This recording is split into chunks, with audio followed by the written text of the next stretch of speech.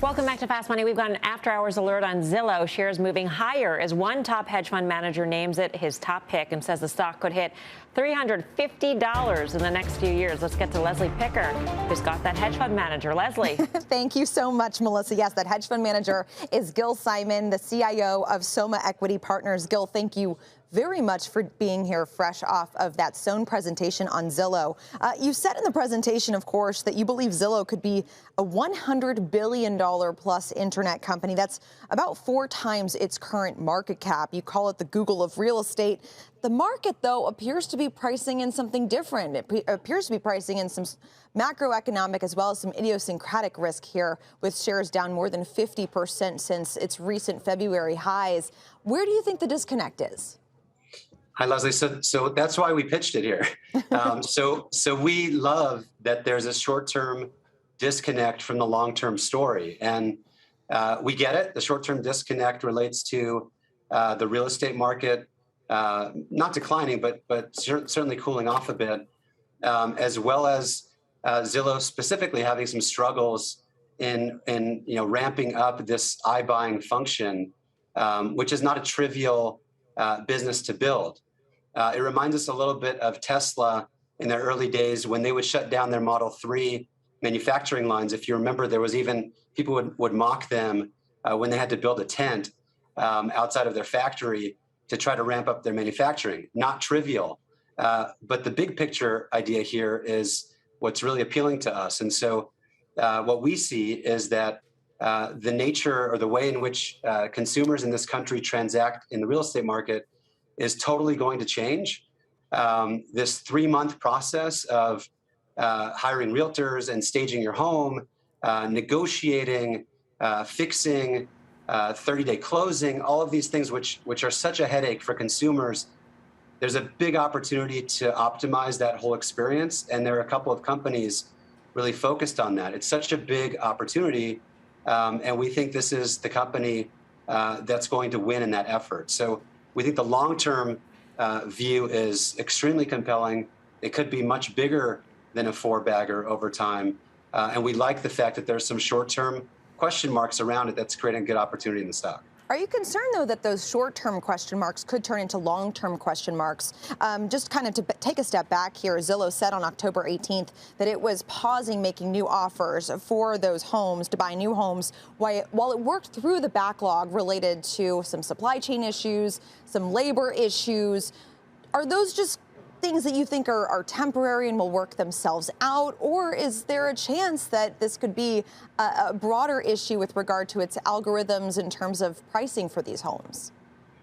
Well, so I think the labor issue is a well-known issue for a lot of industries right now. And so that's what they called out. This is a highly complex transaction to try and take under one roof. Think about if you're building this function in Phoenix or in Fort Lauderdale, you've got to build out local teams that go and adjust the home prices, contractors and repair workers that can service those homes so that you can turn them in the desired time frame. So like a lot of industries right now, there's clearly a labor shortage. It's not unique to these companies.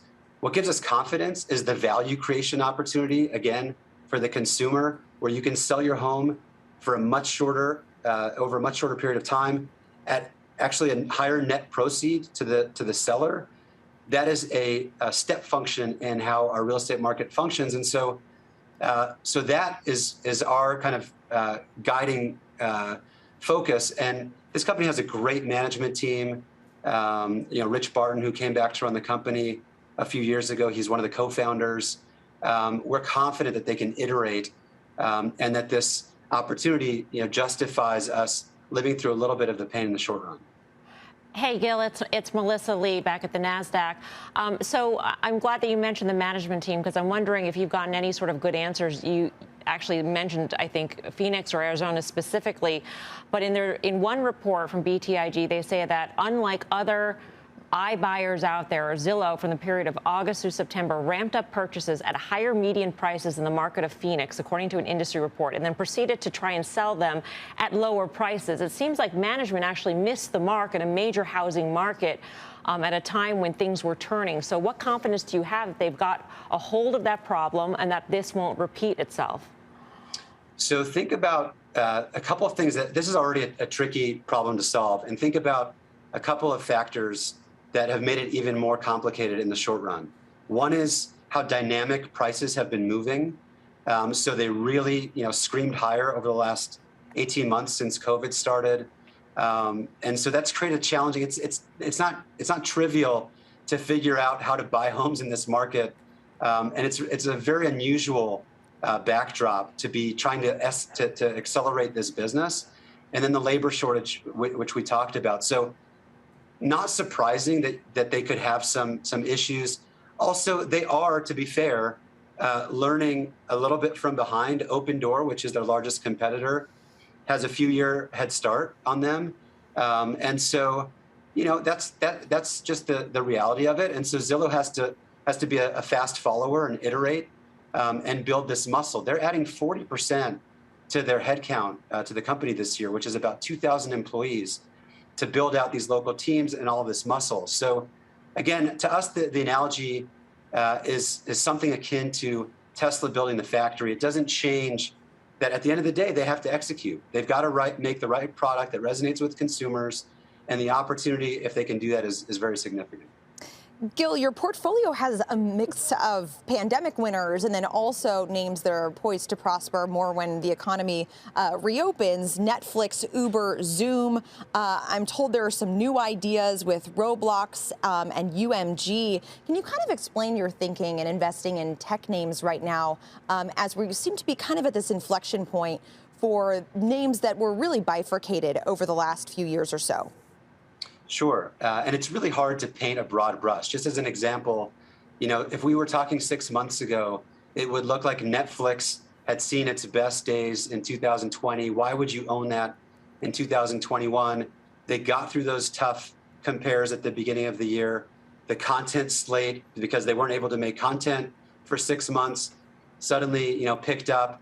And now the stock's been up 30% in the last, 6 weeks or so.